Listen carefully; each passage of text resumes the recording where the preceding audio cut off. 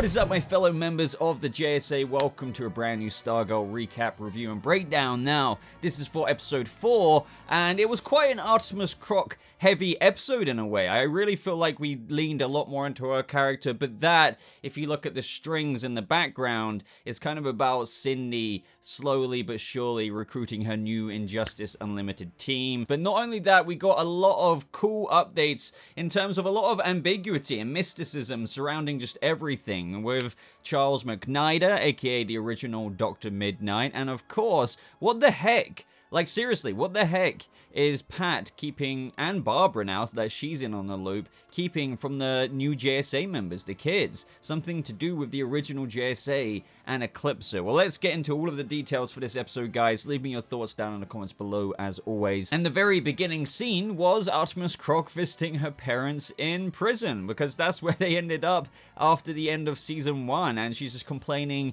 about being in a foster home now, and we get a little bit of a brief tease of that lady later, who just seems to be fostering more and more kids so she can just get the money in. She's worried about her game because I believe there's like a talent or kind of representative of a college, because Artemis wants to take this even further. But this is just the beginning tease and setup for her story arc this episode, which we all know where that's kind of headed in the future, but also it allowed for some funny scenes of Sportsmaster and Tigress. I mean, where would you go if you broke out of prison? To your kid's football game. It seems that they've kind of turned a new leaf this episode because they just want to be better for their daughter, which, you know, I was trying to think of it, is this a bit too far-fetched of Tigress and Sportsmaster? But to be fair to their characters, like, they've always been very Artemis-oriented, ever since season 1, really rooting for their daughter. So in terms of the reality of this show, I wouldn't put it past those two crazy nutters just going out of prison just to attend their daughter's big game, and only to go back again by the end of the episode. But then we continue along the Beth Chapel route of her little storyline of trying to fix Chuck, but with what was teased at the end of last episode with Chuck, with saying Eclipso is here, or like, you're all in danger. She's asking in this moment, why are we in danger? Like, who is Eclipso? But that was cut off briefly with her mum coming back in. This is still pursuing that storyline of her parents who are splitting up, and Beth, being Beth, is trying to do anything and everything to bring them back together. But that is when the Goggles turned up a file on Eclipso from the JSA archives, if you will, but it is confidential, furthering the mystery surrounding what is the JSA trying to keep such a tight lid on when it comes to Eclipso and their history with him. Like, genuinely, I know I've seen more episodes, but like, this still isn't transparent to me, so like, I'm dying to know. And to go further along that route, before Courtney comes in the kitchen in the next scene, we have Barbara and Pat talking about Eclipso. Like, Barbara was saying, I was up most of last night, and Pat was just, you know, saying, I'm sorry, I just thought you should know everything. And what is this everything? So the conversation continues with Barbara saying, you know, it's scary, the Black Diamond. I mean, what happened with Dr. Mid-Nite? Do we tell Courtney about the JSA and Eclipso? So, you know, in this moment in my notes, I just wrote down, as of the first time I saw this, seems that Pat has filled her in way more than what the new JSA members, the kids, know about in terms of Eclipso. And this keeps getting teased and teased throughout this episode, but in this moment, Courtney walks in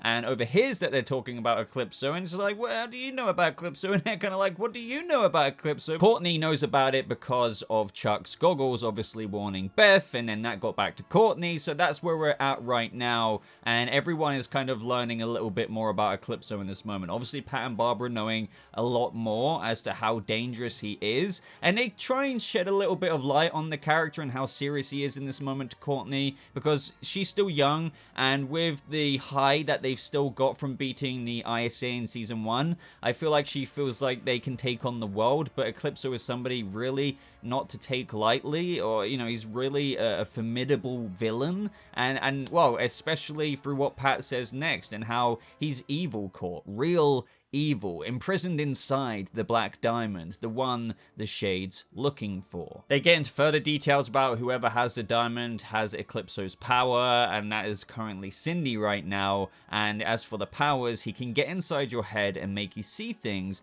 that aren't there. Starman said the diamond drove people to do bad things to themselves to others. Now that kind of makes me think, I wonder if the secret that Pat hasn't fully divulged to everyone other than Barbara is, did something happen with one of the JSA members, like the OG ones with Eclipso, since he can seemingly hijack people's minds and kind of bring out that corruption kind of thing. And I've been talking a lot about Yolanda and how I feel like she's a prime candidate for that to happen at some point this season. I would be surprised if Eclipso doesn't try to capitalize on Yolanda's grief and everything she's experiencing. But then when you think about the days of old with the original JSA, I'm thinking, well, could they have been infiltrated with, you know, everyone's got their own baggage. I mean, for crying out loud, Eclipso did it to a girl who was just taking a present from another party. So, yeah, like, it really does make me think. And that this is why, despite a lot of people saying that this season feels like a bit of a slow burner, and even this episode, to an extent, you know, we had a lot of Artemis Croc stuff, but I still feel like the episodes do a good job at paving, you know, the bricks down for the road ahead, like with other reveals in this episode, such as Charles Mid-Nite, and then, you know, you have Eclipso being teased this way. I'm still very much so enjoying the kind of tempered journey we're getting to Eclipso, and when that happens, it happens. And still speaking about Eclipso, this is what I mean, like one scene after another, it's kind of going into it even more. We are in the ISA HQ and we have Cindy there. This is kind of picking up from the moment of where she kind of got a bit shook with how Eclipso took advantage of her. It was such a shift in power dynamics from her perspective because she thought that she could wield the Black Diamond, but then she didn't sign up for her stepmom dying. Now Cindy's a very kind of face value, surface level, kind of wicked, resting bitch face kind of person. But underneath, as we've kind of seen, there is this vulnerability to her. But she didn't really want her stepmom to die. I think she did low-key care about her, even though she completely took her for granted. And she said, I didn't want her dead. I'm still upset by that, you hear me? But Eclipse is just like, I do. But this isn't really about your stepmother, is it, Sylvia? And that's when she sees these kind of flashback projections. It's like Eclipso can't even help himself but try and bring out her griefy kind of corruption-y kind of stuff to kind of take it out of her, if you know what I mean. So what better way to do that than actually show Cindy's, aka Shiv's, real mother, her birth mother. And we see some of that kind of inner projection come out that Eclipso specializes in, with the insecurities of what Cindy imagines her mother to kind of be like and say. So she says, I'm so sorry I let your father find you. You're not going to hurt me again, are you, baby? And if you guys remember, don't forget that I believe it was around 3rd grade, Cindy murdered her mother. So obviously this is the guilt coming out and she completely rejects it, does not want to confront it. I'm only here to help, only desire what you desire, which is when, you know, he tries to win that situation over through showing, and this really just propels Cindy forward to get what she wants even more, which really gives Eclipso what he wants even more through Cindy doing these things, and that is to tempt her with the vision of the future of this ISA painting kind of modified. Now this painting has been turned into the Injustice Unlimited painting where you can see the Fiddler's son. You still got Grundy in the back there, Cindy in the middle is Shiv, Mike there as well as something or someone, we can't really tell what kind of person he would be in the ISA, but really, yeah, it was just like I didn't expect this, but it was like a nice pleasant surprise to see and imagine the new ISA as a fully fledged established thing, because right now we're only in the recruiting stages this episode. Meanwhile though, with Mike, he's doing his paper out, I believe, and that is when lo and behold, not only is there a paper about Sportsmaster and Tigress, but they appear there and then to take Mike hostage in a way, but that's only, their objective is so Pat can help them attend the football game. But then we see Cindy rock up to the Fiddler's son, and that is Isaac Bowen, who seems to be very alone. Well, he's always seemed to be quite the alone character, but now that his parents are completely out the picture, is really ripe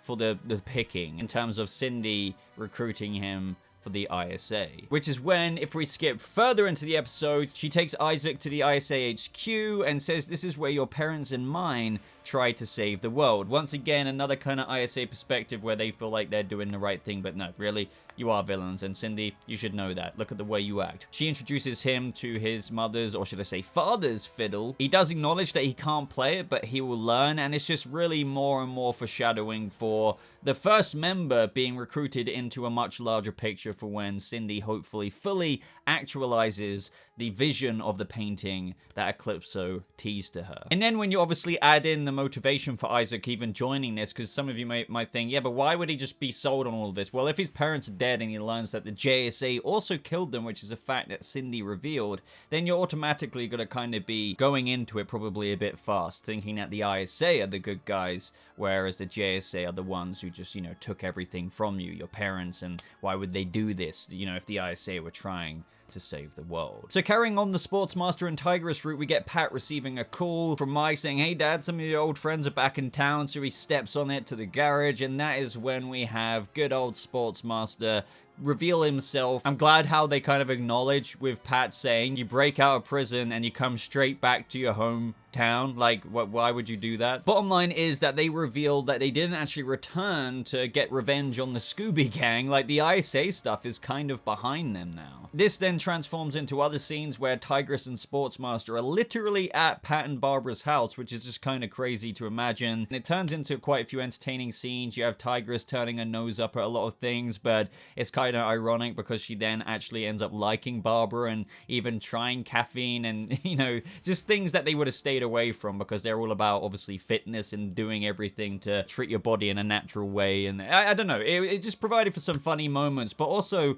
the moments between Pat and Crusher were probably my favorite because I always liked their little budding relationship in season 1. I really enjoyed the next scene in the diner that Yolanda works at or whatever, just because it feels very Goonies adventurous, if you know what I mean, when they're trying to investigate the shade. Because don't forget, way back in the kitchen scene between Pat, Barbara, and Courtney, that she said that she wouldn't rush in. She would do research, and since there's nothing about Eclipso on the internet, they would have to go to a good old library or something like that. So Courtney pulls out this old book, and they start talking about how the Black Diamond is from this place called Diablo Island, which, yeah, Devil Island. Is Kong on this island as well? Because also this map doesn't display the island anymore, but on earlier charted versions of this map, it was once actually labeled on there, but obviously got removed out of how shady the place is. So I think this could be Skull Island, guys. So yeah, after realizing it's all over maps in the 1800s, but around 1832, it stopped appearing, like they didn't want anyone to go there because no one ever came back. But the legend goes that there was 2 warring tribes living on different sides of the island,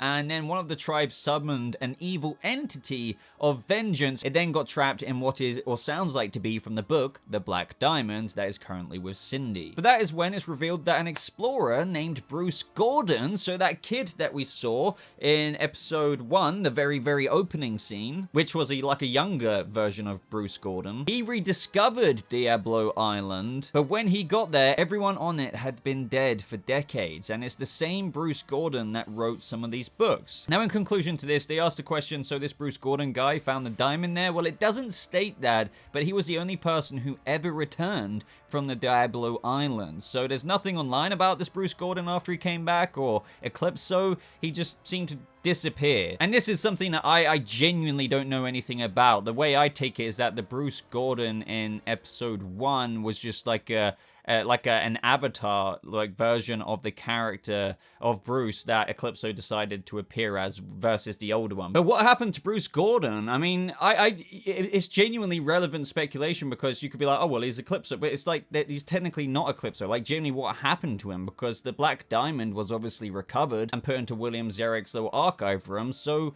what happened to the dude who brought it back from the island? Courtney mentions that since they've exhausted the library, that she wants to go to a used bookstore. Now, this next scene is one of my favorites from the episode just because I find that Jonathan Cake is just so captivating. His performance as the Shade. I feel like this is definitive Shade. It's not like the Shade has been cast a bunch in live action before, and we had that god-awful version on The Flash in season 2 or whenever it was. This was a long time ago, but I just feel like Jonathan Cake will be a hard person to top for being cast as the Shade in live action. He's just absolutely fantastic. And in this moment, it answers a lot of our questions from a lot of us were wondering at the end of the previous episode, where he was vibing the box that the Black Diamond was in, and he was like, he's going to kill those children, and it looked like he had a concerned look on his face. Now in this moment, answers are revealed. Courtney is obviously completely stigmatized this character, completely understandably so, since he was a former ISA member, but she is judging the book very much so on its cover.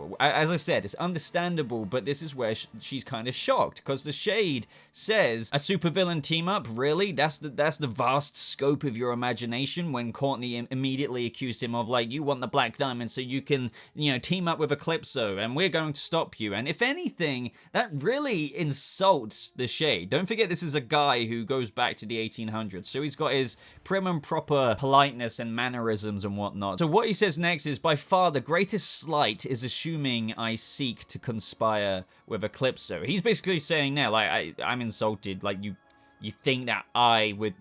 No. Once again, even more answers, because Courtney's just like, why wouldn't you? You killed Dr. Mid-Nite. Again, just showing the naivety of just, like, the impulsiveness of the new JSA heroes just being kids, because he's just like, oh my, and said with such conviction, you were there, I assume, because obviously it's revealed, especially towards the end of the episode, right at the very end scene, that he's in some freaking Shadow Realm-y kind of place. Now, the Shade could have just said that, but I love how he doesn't. Like, he doesn't divulge to Courtney, like, he's alive, by the way. I didn't kill him, but it doesn't really serve him to say that. He doesn't care. He just wants to get into Blue Valley, do his thing, and get out without the Scooby Gang getting involved. And this is the kind of dynamic between characters in the Shade that I really, really like. But more teasing mini bombs are dropped in this moment, because that's when the Shade says, dear old Stripesy, it's interesting the things he chooses to tell you and knows he doesn't. You poor, deluded child. So yeah, again, it's a tease as to what Pat has told Barbara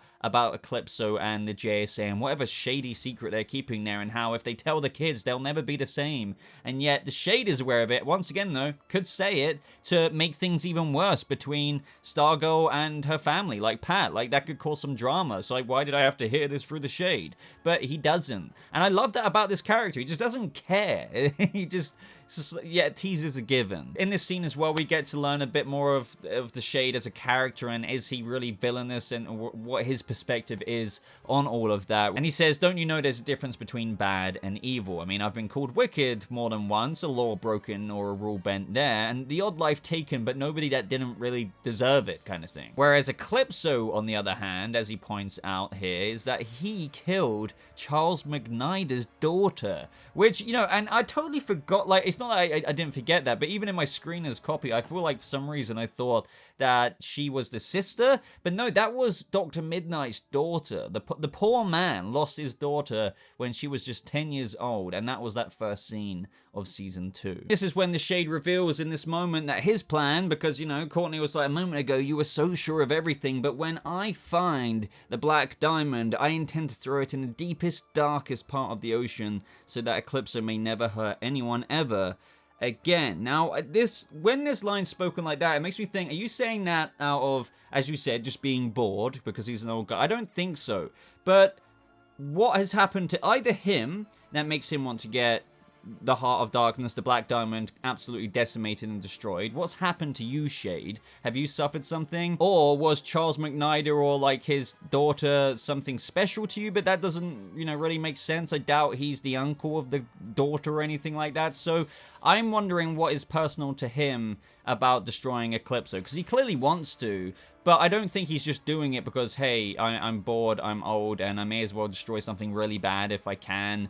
I feel like there must be something personal to the Shade here that we still don't quite know yet. But then we have Courtney going to the game, the field, and she sees that Pat is up there with Tigress and Sportsmaster. So this is very confusing to her. And to be fair, like, one thing I was kind of struggling with in this moment, and I have to be honest, is like, I'm pretty sure people would recognize Sportsmaster and Tigress even if they're wearing hoodies, because they're very regular attendees of the football field, with their daughter in the past. So I'm pretty sure somebody would have recognized, especially with 2 convicted felons on the front of Blue Valley newspapers, that they're there. So that's a bit of a contrived thing for the plot in this episode, I think, especially when they're at the game. Now, Artemis does indeed recognize that her parents are there, but who else is there? Cindy, looking at her next recruit for the ISA, and she wanted to kind of screw this game up so Artemis wouldn't get the scholarship spaceship or whatever she was hoping to get so that she would have nothing left. Cindy used Eclipso, and in this moment, Eclipso literally says, Artemis Croc will be yours to use. And that is when her eye glows, so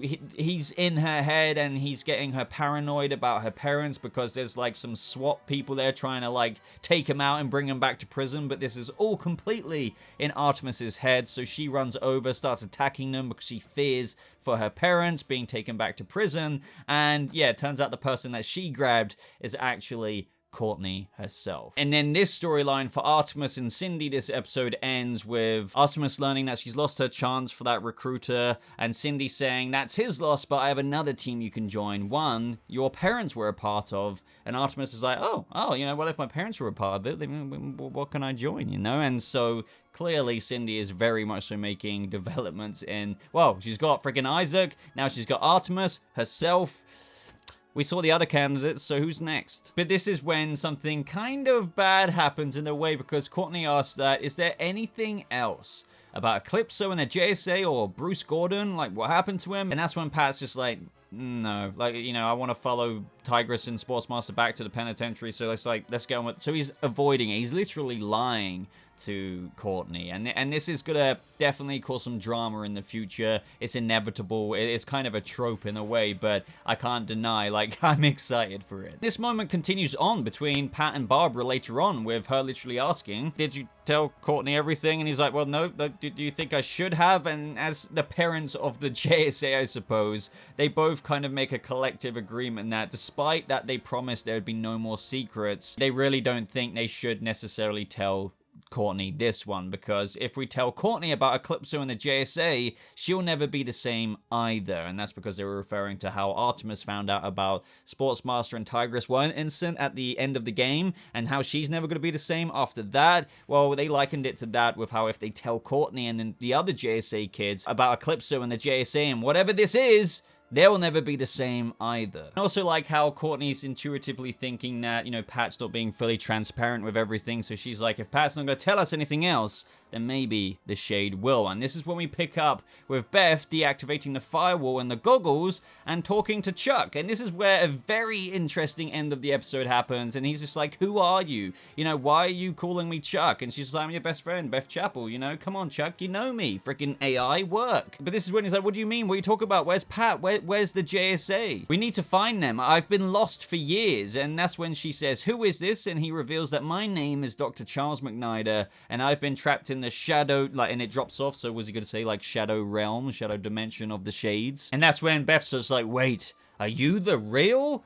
Charles McNider? And that is when it cuts to the new well, not the new, the original Dr. Mid-Nite wandering throughout this kind of shadowy kind of realm. He's saying, hello, Beth Chappell, are you there? He's still trying to communicate with her as he kind of like tries to navigate throughout this place. And this place looks dope as hell, like really just basically a shadow realm. So when the Shade in episode 1 of Stargirl season 1 and that flashback to the ISA defeating the JSA, when the Shade grabbed him with those hands, and you're probably seeing on screen now, he didn't die. He was just kind of vanished and expelled. I guess you can look at it like the Speed Force. The Flash has the Speed Force, the Reverse Flash has the negative Speed Force, and they can actually physically travel in there, while the Shade has this little freaking Shade Force, and that's the way to look at it, the Shade Force. I do admit though, I don't know how this explains certain things, and you know, trust me, I want to love every aspect about this, and I don't think this is nitpicky, and I for all I know, they're going to answer this in future episodes, but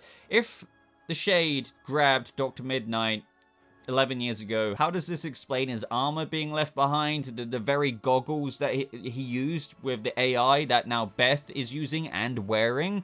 You know, you would have thought if your body gets taken into a different realm, you wouldn't be left behind as little, because we as for the details as to how these artifacts were taken to the JSA by Pat, you have to assume that he went to the JSA HQ, recovered like maybe the bodies or like the armor left behind and took them there, yet we see Charles McNider wearing the Dr. Mid-Nite outfit. But anyway, let's just just ignore the logistics of that. He is alive. Dr. Mid-Nite is alive, and I am very excited to see where this can go in the future with, you know, the fact that we could have, and we've got Sylvester Pemberton somehow. I genuinely don't know what's going on there out there. So we've potentially got, well, we definitely know one is still alive, but let's just assume 2 original JSA members, Dr. Mid-Nite and the original Starman.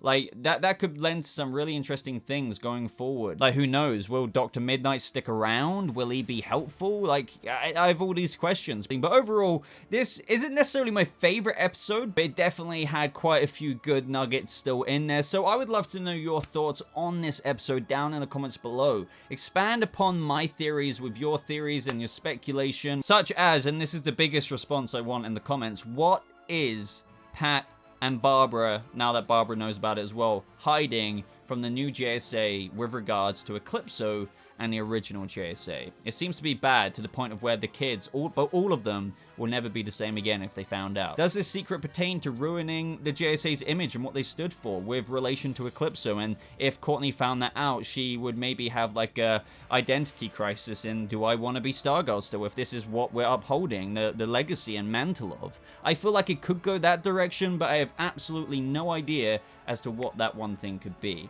So let me know your thoughts down in the comments below. As always, leave a like on this video if you got this far. It really does help me feed that YouTube algorithm out. Links, as always, are in a top pinned comment of the comment section. But thank you so much for watching, guys. I hope you all have a lovely rest of your day, and I'll see you members of the new JSA in the next video. Goodbye.